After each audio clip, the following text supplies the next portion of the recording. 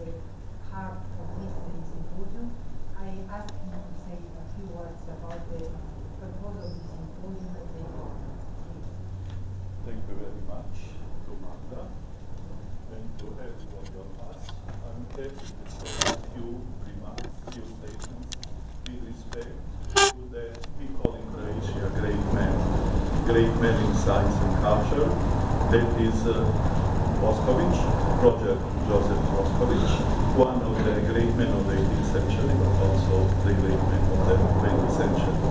Our symposium, which is mathematically called as the Symposium A091, symposium was born on April 10 last year, April 10, 2012, so-called international group, small cluster, very welcome, small cluster of 5 people.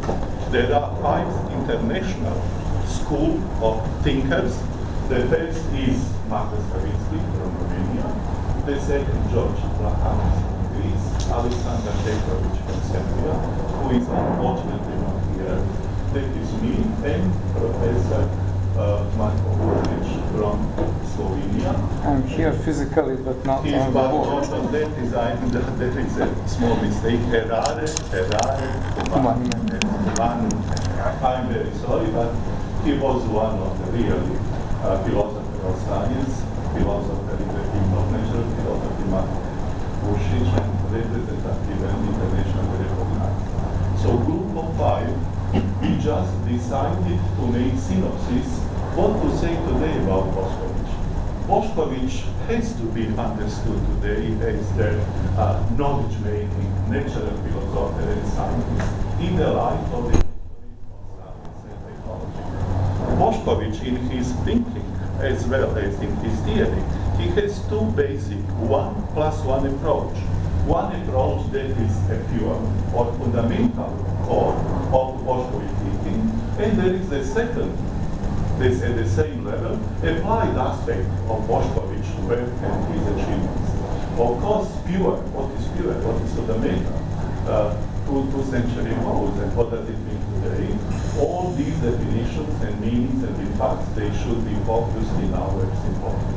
Boscovich is not this. Boscovich, so-called, was scientist who was working in biology and biology who has contributed so much in the natural science. Symposium S091 aims to discuss new historical results, if possible, really new, not from the chronology of the history.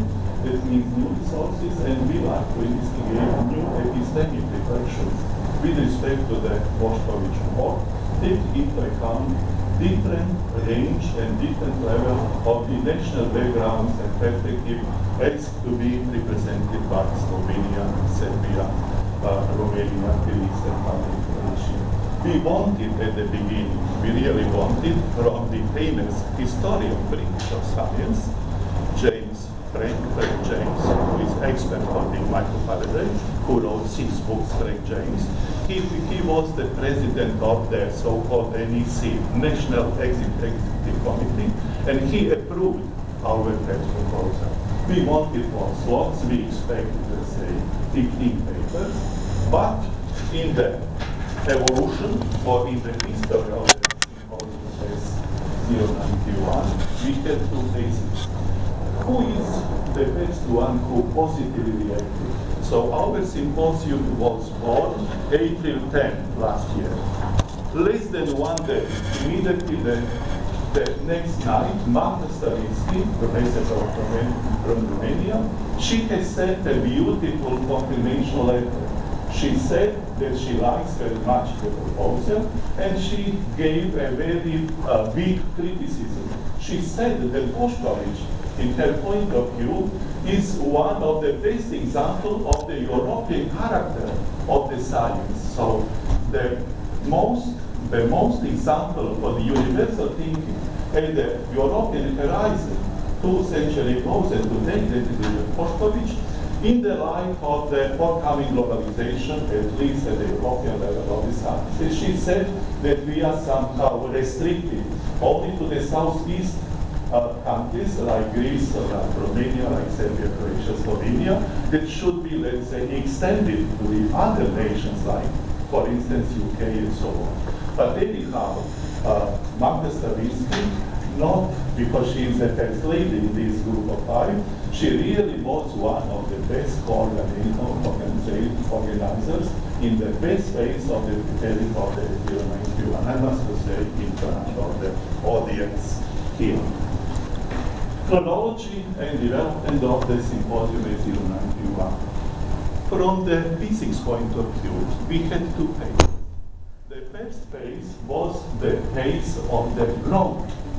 Every day, every next week and week, so many participants that participated and wanted to come to Manchester, and that was almost from the beginning, that is, let's say, April 2012, till, let's say, the April 2013, and then the second phase began, where you will see in the next slide, began with the very early April this year, when UK embassy rejected visa for coming of payments for organizer Professor Petrovich.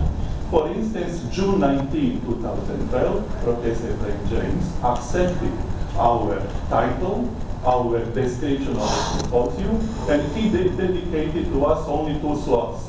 But because of the many interests from Slovenia, from Serbia, from Greece, that was only George Vlahakis, and from Croatia, there were several young scientists who wanted to participate in the S091 event in Manchester, and then we wanted to extend it from 2 slots to 3 slots. And from June 2012 till today, we have been collaborating all times with James Sumner. He is the co-chair of the local organizing committee. You saw him this morning during the plenary lecture. And really, on behalf of the group of 5, we are all 5 here except Professor Petrovich, we like to thank to James Sumner. We acknowledge very much for his substantial help in organizing and preparing timetable and structure of the symposium 091. We really appreciated friendly and email correspondence with all of us during the last year before the Manchester event. Now is coming the main point in my presentation. In the history of the symposium 091, we are dealing with the so-called top program. You have, like in physics, that is American style, top, bottom, top, bottom. Top program, that is the original version of the symposium 091, and it coincides with the time of May 2013. You see all 5 organizers, alphabetical order, Petrovich, Stravinsky, Boscovich, Vlahakis, and then at the May 2013, 2 months ago, we had on the internet, we had 3 slot session A, with all peoples in blue. They are presented here, except Alexander Petrovich. Because of the, let me call it, political reason, then famous historian from Slovenia, Stanislav Jože Jušnić, he's really expert. He knows a lot about Boscovich and so-called exact sciences in the 18th century. And he gave Jože Slavnić, his Slovenian historian of science, with the American address at the Oklahoma University, and he did not show up because of some, not political, maybe economical, because he did not pay registration fee, and we are all very sorry that he didn't come to join and to participate this conference, this particular event. That is in blue. They are all presenting actual speakers. Maja Zokic is student from the University of Zagreb, because due to the poor economical and financial situation in Croatia and Zagreb, she will not be able to come. And I'm very sorry due to the famous cluster, famous Mediterranean group, let me call it Mediterranean group from Split, 3 scientists, Professor Podak, Professor Sokolic, you know Marko, you know these people from Split, and Mirko Jakic, philosopher of mathematics. Because of the lack of money support from Split, they cannot come to contribute to this conference. As well, Mirela Artić, she's historian of science in Zagreb. She's expert in the field of cartography, because Ruđer Boscovich studied, let's say, cartography, and he prepared a special cartography in the 18th century, and she knows really very well expert, not only she's well known outside, and famous Nada Stanković from Serbia, from Novi Sad. She sent to me 2 days. I was very hurried preparing my copy, traveling to Manchester, and she made a beautiful paper, Nada Stanković, Occasional Poetry by Ruđer Boscovich. I'm not prepared, I don't want to use your time and your patience, but you can go through. This is her paper to be published in Almagest, and I'm coming to my last 1 or 2 slides. This is the special address. That is a letter dedicated not to the political authorities of the UK. That is just a letter dedicated for us who are here. And for the LOC people, local organizing people, Professor Petrovic said that he is very unhappy. He said he's not with us because, generally speaking, the science in the modern society is under the close surveillance of the structure of the social power and so on, and because of that reason, he feels that his human rights somehow has been violated. That is true, because he wanted to come here to participate, but he received so-called a visa refusal. And here he said Ruđer Boscovich, that was somehow actual situation with Professor Petrovic, similar to that is comparison at the high level. Should we compare with Ruđer Boscovich? Ruđer Boscovich is a scientist who lived in the 18th century, but his idea rather belonged to the 20th century.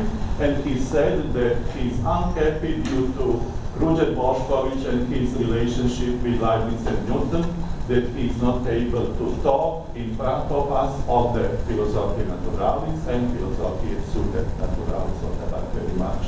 And at the end, Professor Petrovic wants to express his sincere gratitude to the colleague Magda, Marko, and to me, because in the meantime we had a beautiful collaboration. We supported him, and there is, not the least to be mentioned, there is his full letter. Somebody who there is a letter from Professor Petrovic, who is not, let's say, able to present, and then the last slide.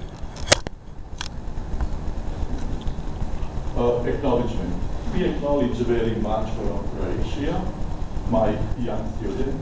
She became graduated student at the Faculty of Electrical Engineering and Computing of the University of Zagreb. We acknowledge very much the substantial and significant from the Ministry of Culture of the Republic of Croatia. We received some funding 2 weeks ago, and we are using that money.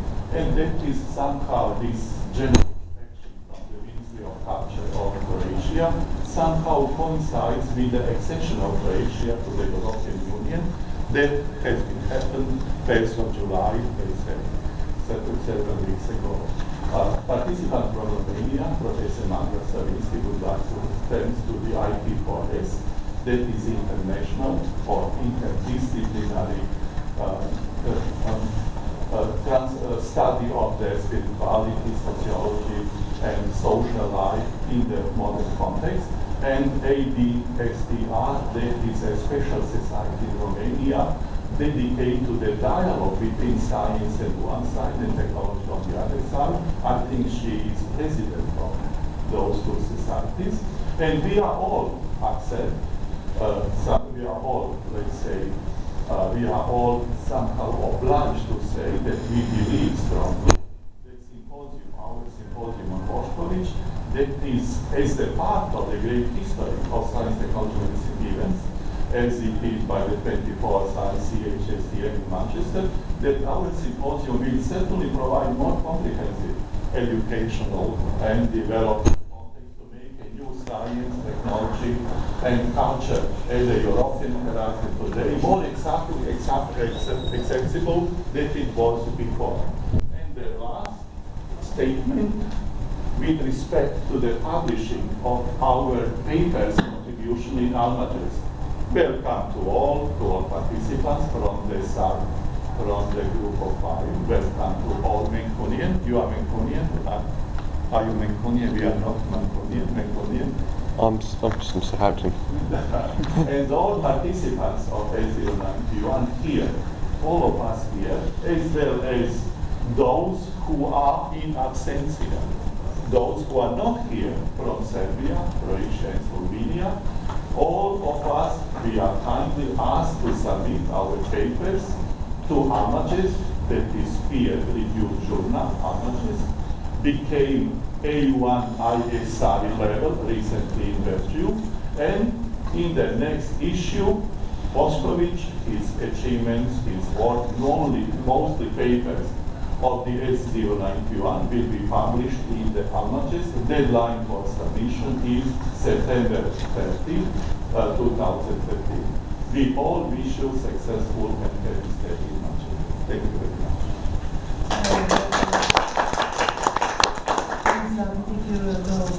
One word more.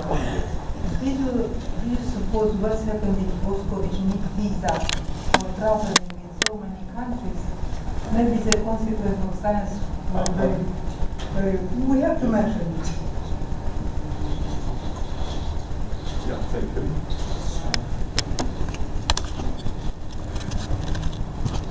The first paper of our organization is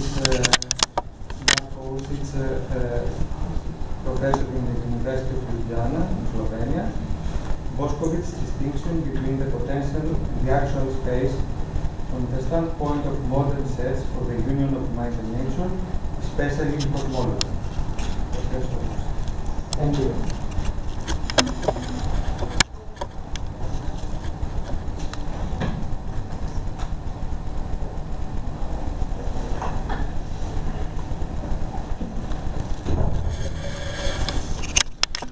Thank you for coming, and thanks especially to colleague Professor Tomislav for organizing this little symposium. As you see, I have a very long title of my presentation, but the presentation won't be so long. I hope I will have pure 20 minutes. I beg for them. I have my clock here. So, Boscovich's distinction between the potential and the actual space, that's one of the main points of his work. From the standpoint, that's my addition, of course, of modern search for the union of mind and nature, especially in cosmology. That is because I'm mostly doing the philosophy of nature, the philosophy of space and time from the modern point of view, philosophical cosmology. And my view to Boscovich is from this point of view. Here in the title of the slide, you see the famous curve of forces, which we will meet again later. So I have prepared 12 slides, and I hope I could present the main ideas of this paper. Of course, the paper itself will be much longer when finished and prepared for a print. I begin with the unity of science and religion in Boscovich's work. And let us begin with a fragment from the book of the well-known, unfortunately already deceased, dead Croatian physicist Ivan Supek. He will be presented more, as I have seen, by our young colleague Tina Dometic afterwards. His book has a title, Ruđer Bošković, a visionary in breaches of philosophy, science, and society. Let me read a quotation from this book of Ivan Supek, who was, as we know, and as we will, I think, hear later, also a student of Werner Heisenberg and Wolfgang Pauli and so on, and himself a big not only a great physicist, but also a great man, humanist. Roger Boscovich was one of the late humanists, since in all his life he endeavored for the primeval unity of knowledge, arts, and ethics.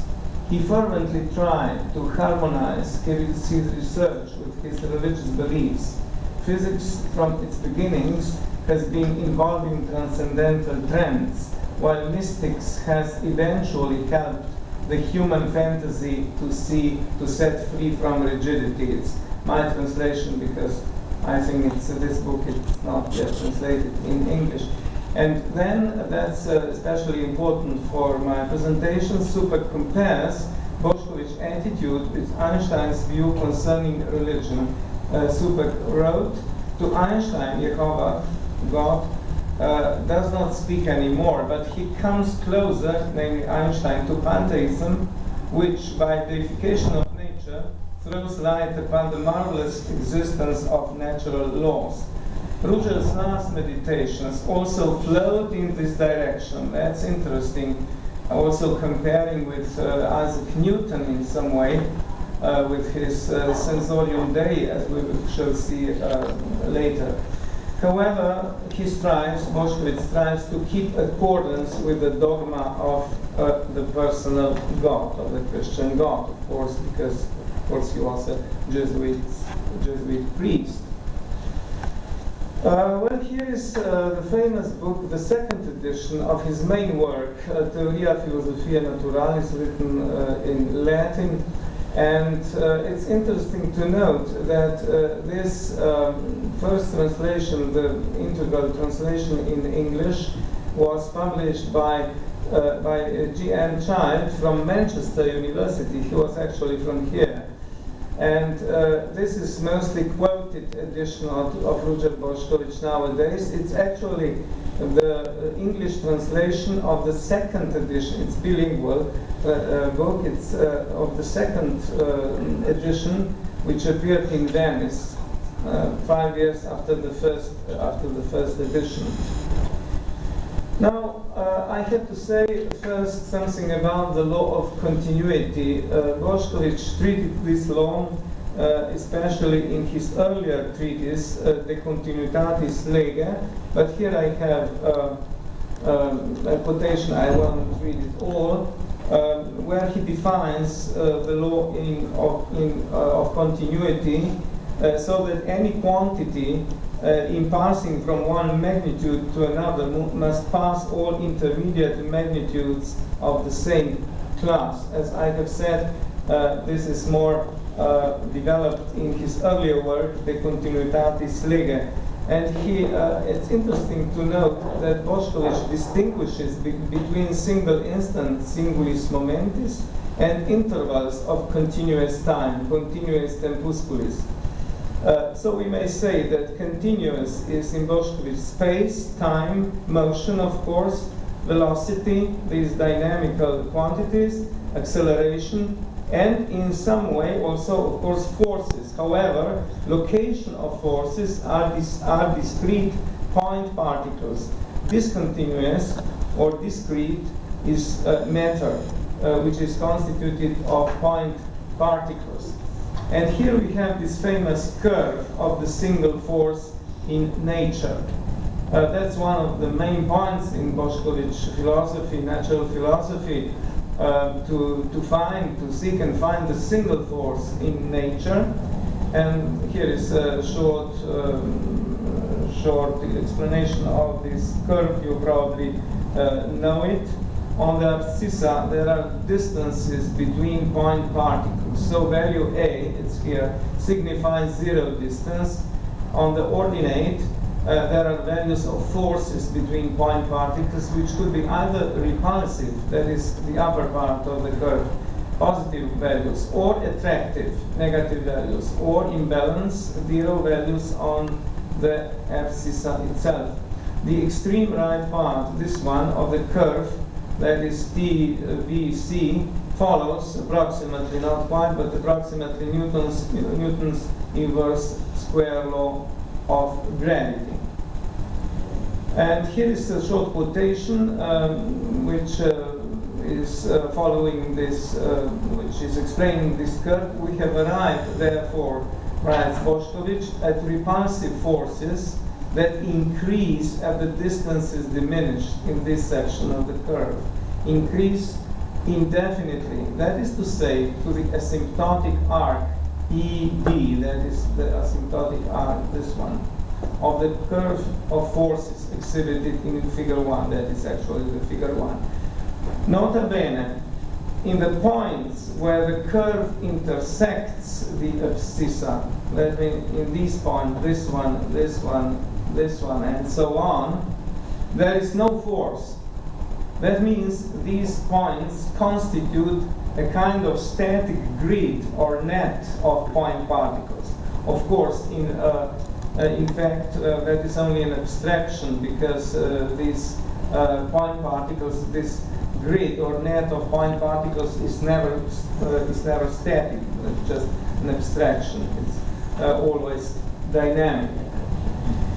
Well, let us say something more about this grid or net of discrete point particles in the continuous space, which changes its configurations in time. There's a rather longer quotation.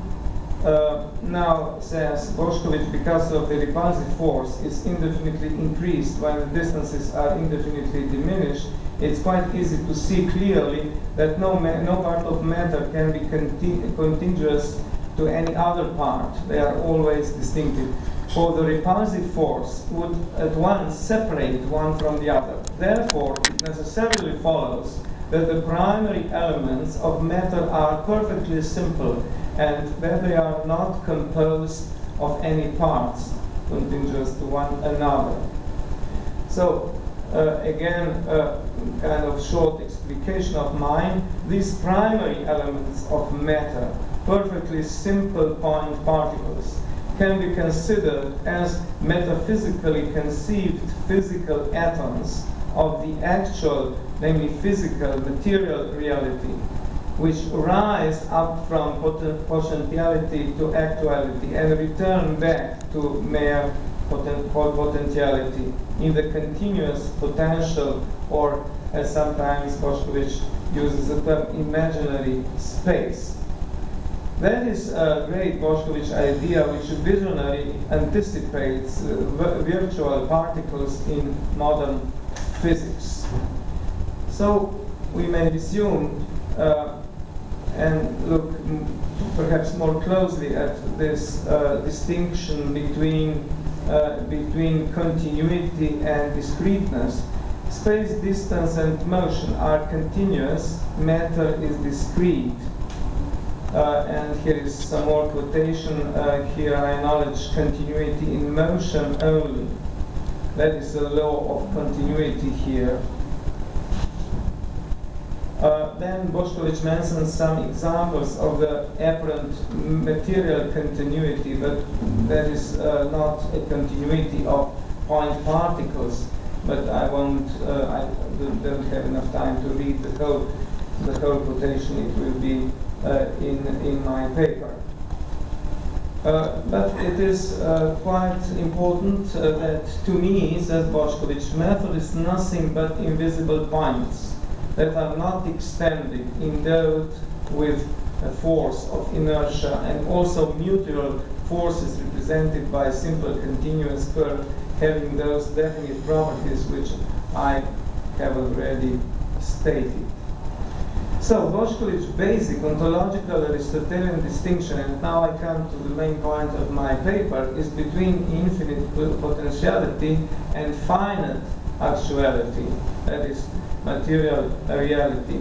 In the supplement number 1 to Theory of Natural Philosophy, titled On Space and Time, Boscovich distinguishes between potentially infinite real points of position and numerically real points of matter. Here's again quite a long quotation. I read only the underlined passages. Well, there are real points of position and real divisibility to an infinite extent of the interval between 2 points.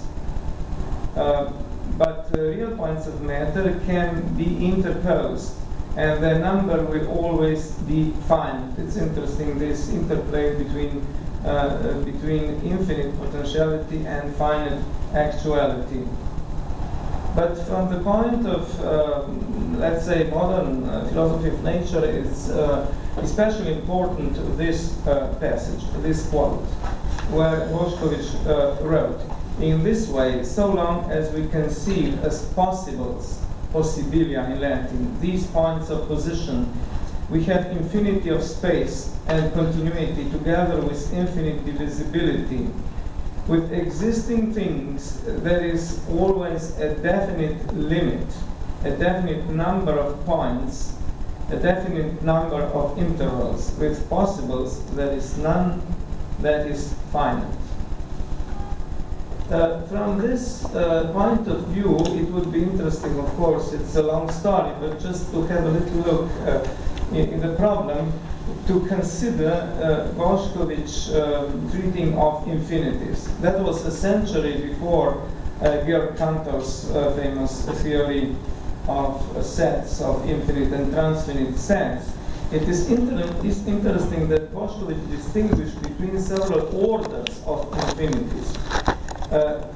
For example, continuum of three-dimensional space is of the third order, says Boscovich.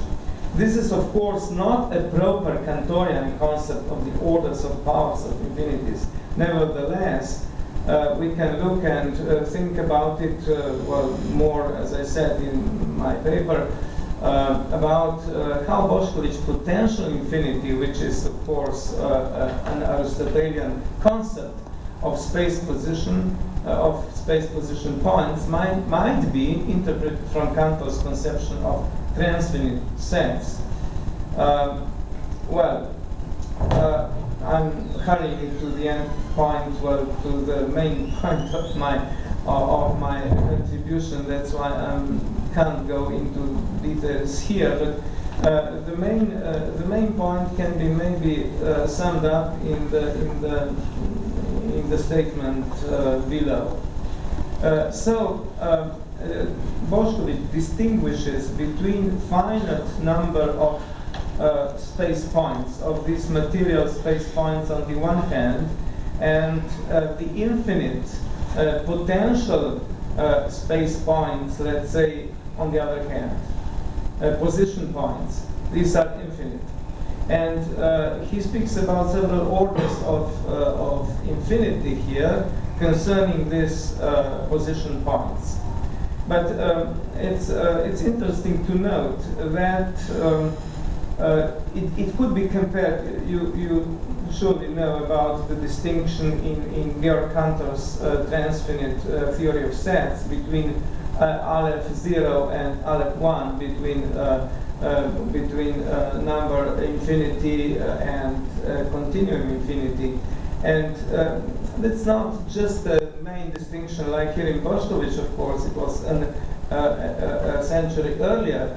But in any case, the set of possible configurations, as I have written in the below of this frame, of matter points, we may say the power in mathematical sense of their phase space is much larger than the set of themselves. So the space of possibilities is much larger. Well, it's obvious in a way, but it's not so obvious in this physical context. The space itself, the position points, are because space and time are continuous, and the phase space is much larger. Let's say it's continuum, it's Aleph 1, in comparison with the number of matter points, which can be, in principle, they could be infinite, numerically infinite, but in fact, in Boscovich treaties are not. Now I have 5 minutes more, and I would like just to say just a few words about the famous appendix, which is really brilliant, of this famous work, titled De Anima and et Deo. on mind. It's well, it can be on soul, but it's translated by child on mind and God. And here Boscovich considers inter alia the question in which part of the human body the soul is situated. We know that Descartes suggested in the pineal gland, or another possibility that it, or I prefer to say she, because in soul she is mainly present in the whole body. And after having stated, Boscovich, that this issue cannot be reliably answered by science, he wrote the following impressive metaphysical speculation. It is worth to quote in larger passage. I will read only the underlined passages. But if it, she, anima, soul, should extend through a great part, or even throughout a great part, or even the whole of the body, that also would fit in excellently with my theory. The mind, anima, might exist in the whole of the space containing all the points which form that part of the body or that form the whole body. While mind, again anima, can also be one-fold and yet exist in one and the same time in an infinite number of points of space, conjoining with single instant of time a continuous series of points of space. And in the last sequence of this passage he says, just as God also by means of his own infinite immensity is present in an infinite number of points of space. That's quite close to Isaac Newton's conception of sensorium day, space at the sensorium day as sense space of God. And in a way, it is close, it is in a way close to pantheism. It won't be right to say that Boscovich was a kind of pantheist, not at all. He was a theist, a Christian, and so on. But he came to the similar conclusions, like Isaac Newton, who, as we know, he was also accused, for example, by Leibniz and others, to be too close to pantheism with this conception of the soul or of God, which is present in all the space. Now, here is just, I would like just to remind you of the famous passage from Plotin's Aeneas, passage of the metaphor of the net in the sea. He said, the universe lies in soul, which bears it up, and nothing is without or share of soul. It is as if a net immersed in the waters was alive, but unable to make its own that in which it is. The sea is already spread out. The sea is here a metaphor of the soul, of the world soul, cosmic soul, or of the individual soul in a case of a human body. And the net spreads, the net of the point particles in Boscovich and the net of matter in Plotin spreads with it as far as it can. Whenever body extends, their soul is. Yes, I will finish in 1 minute, maybe two if you. The last slide. I'm in my philosophical work. I'm especially interested in the problem of multiverse, especially cosmological multiverse. And I was very pleased to read in Boscovich that he already had the idea of the multiverse. Not very far from the idea which is nowadays so popular. Multiverse can be considered as a possible infinite multidimensional space in Hilbert's sense of possible configurations, setups of physical and or cosmological fundamental contexts. In Boscovich's words, he says that his definite curve of forces, which we have seen before, can be varied in an infinity of ways. It means, so it is the source of infinite, or at least a very large number, Google number, of different combinations of matter points. It is the source of the multiverse. So Boscovich had already formulated not only the problem of multiverse, but also the problem which is nowadays very connected with multiverse, the problem of so-called fine-tuning of our universe among many other possible universes. That's the quotation. He speaks about infinitely more irregular combinations, such as represent chaos and so on, as regular combinations of the universe as we can see and wonder at. And from here, of course, it's only one step to Boscovich theological solution. Then to overcome definitely this infinite improbability, there would be required the infinite power of a supreme founder, God, selecting from among those infinite combinations. However, of course, this great question now is opened, but it's fascinating that Ruđer Bošković opened not only the question of the unique force of nature, but also the question of cosmological multiverse and the question of fine-tuning, which is today so widely discussed. Thank you.